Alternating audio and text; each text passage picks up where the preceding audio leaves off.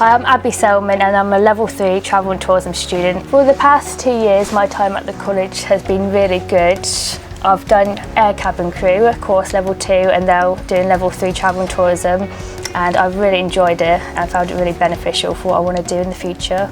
I learned about what the industry is like, more behind the scenes, that stuff you wouldn't expect from cabin crew, all safety procedures, and sort of like the life behind cabin crew. The facilities at the college are really good. We've got a fuselage, so it looks like the inside of an airplane, which was really handy when doing the cabin crew course.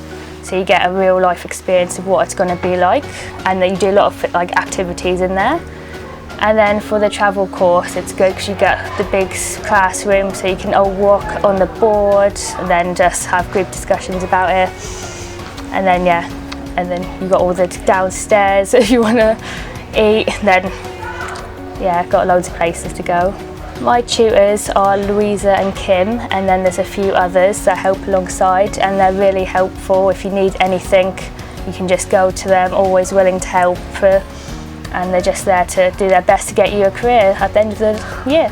My first impressions of the college was that it's really spacious and the staff were really friendly, very welcoming, and they all say it, but they do treat you like adults and not like kids. Before I started the college, I had a few negatives about it, just from other classmates saying that it's not that good, the courses aren't going to be the best as the other colleges, and just slating it for really random things, to be honest. But then I still went and joined it because that was where I wanted to go, and then everything I found amazing. All the rumours weren't true. After I finished college, I would like to maybe go into a career of cabin crew or follow the travel industry, being like a travel rep or a travel agent. Something just based so that way I can put my love of travel into my career.